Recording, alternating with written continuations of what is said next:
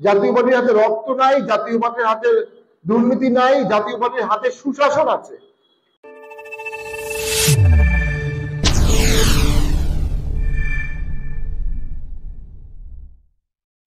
দেশ সংকটে আছে, জাতীয় পার্টি সংকটে আছে, রাজনীতি সংকটে আছে। জাতীয় পার্টিকে অযাচিতভাবে অপমান করার চেষ্টা করা হয়েছে।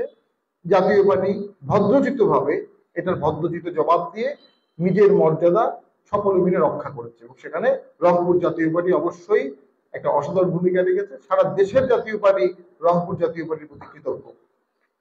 পাশাপাশি সামনে দেশে যে রাজনৈতিক পট পরিক্রমা, কিছু লোক যেতে পারে, কিছু দল যেতে পারে জাতীয় পার্টি রাজনীতি করবে না, কিন্তু জাতীয় পার্টির যে ঐতিহাসিক ভূমিকা দেশের বিভিন্ন ক্রান্তি লগ্নে আছে। সবসময় বলি, জিয়ার মৃত্যুর পরে দেশের সাথে অসাধারণ ভূমিকা।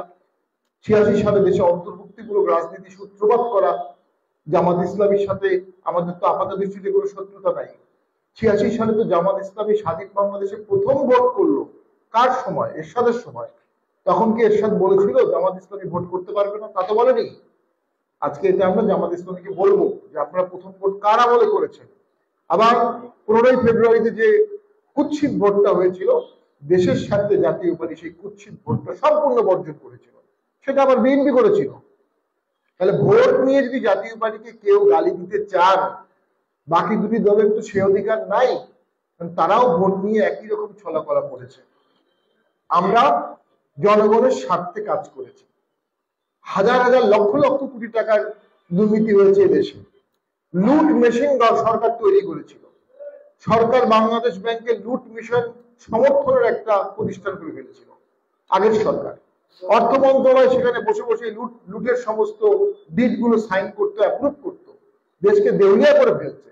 আমরা বিগত 6-7 বছর পয়েন্টে পয়েন্টে জিএম কাদের সহ আরো কয়েকজন সংসদের বাইরে সরকারকে বারবার সতর্ক করছি।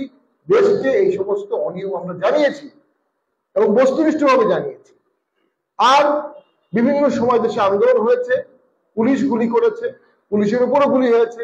জাতীয় পার্টির আমলে মাত্র, যদিও নাম্বারটা কখনোই গুরুত্বপূর্ণ ভাবে বলা উচিত না, মাত্র 22 জন লোক জাতীয় পার্টির 8 বছরে মারা গেছে রাজনৈতিক ভাবে।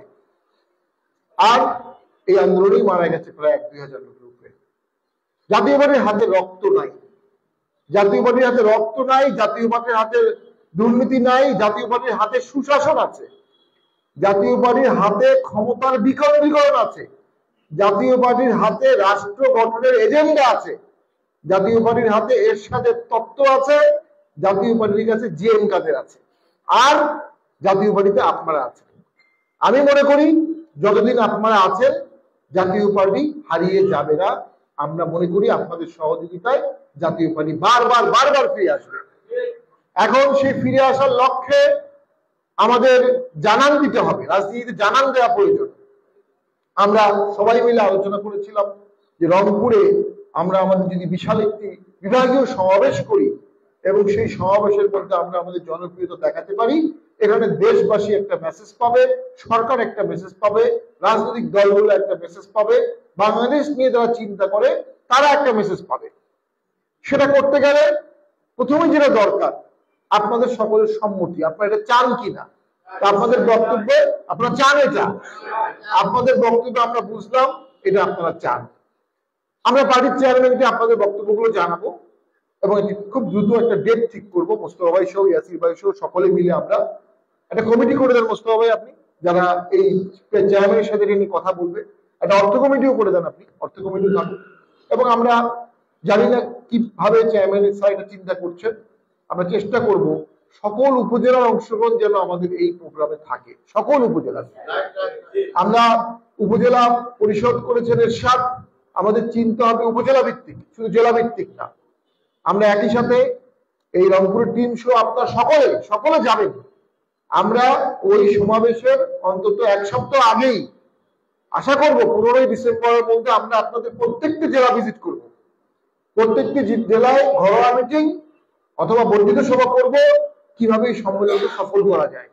আপনারাও আস্তে আস্তে এই সম্মেলন সফল করার জন্য আপনাদের জেলা উপজেলায় মিছিল করবেন, আস্তে আস্তে মাঠটা জাগিয়ে তুলবেন। সেই জাগিয়ে ওঠা মাঠে আমরা এখানে মহাসমাবেশটি করব এবং সেটির ফলাফল আমরা ভবিতব্য নির্বাচনে অবশ্যই পাবো। এ দল আপনাদেরকে কিছুই দিতে পারেনি, এ দল আপনাদেরকে অর্থ দিতে পারেনি, এ দল আপনাকে নির্বাচিত করতে পারেনি, বিভিন্ন জোট মহাজোটের বিভিন্ন আলোচনায় আপনাদের আসনগুলো ছুটে গেছে, এ দল আপনাকে সাপোর্ট দিতে পারেনি, কিন্তু এই দল আপনাকে ভালোবাসা দিয়েছে, আপনারাও এই দলকে ভালোবাসা দিয়েছেন। এই পারস্পরিক ভালোবাসায় সামনে জাতীয় পার্টি প্রস্ফুটিত হবে। রাজনীতিতে বিশাল শূন্যতার সৃষ্টি হচ্ছে, দেশটা দুভাগ হয়ে যাচ্ছে। এই দুই ভাগের দেশে একটা গৃহযুদ্ধ হতে পারে। এই গৃহযুদ্ধ দ্বন্দ্বময় একটি দেশে জাতীয় পার্টি ব্যালেন্সিং ফ্যাক্ট হিসেবে কাজ করবে, জাতীয় পার্টি কম্প্রোমাইজিং ফ্যাক্ট হিসেবে কাজ করবে, জাতীয় পার্টি একটা সেতু বন্ধন হিসেবে কাজ করবে। তবে তার জন্য আমাদেরকে অবশ্যই নিজস্ব শক্তি আগে বাড়াতে হবে। আমরা কারো সাথে কম্পিটিশন করে এই সমাবেশ করব না। জাতীয় পার্টিতে এর সাথে কে কম্পিটিশন করবে, কার যোগ্যতা আছে? আমাদেরকে কেউ যদি খারাপ কথা বলেও থাকে আমরা এতে বিচলিত না। আমাদের জনগণ, আমাদের ভোটার, আমাদের নেতাকর্মী আমাদের জনসমর্থন দিয়ে ডিসেম্বর সমাবেশ দেখিয়ে দিবে জাতীয় পার্টি জেগে আছে, বেঁচে আছে, দেশ রক্ষায় অতন্ত্র প্রহরীর মতো কাজ করবে। সবাইকে ধন্যবাদ।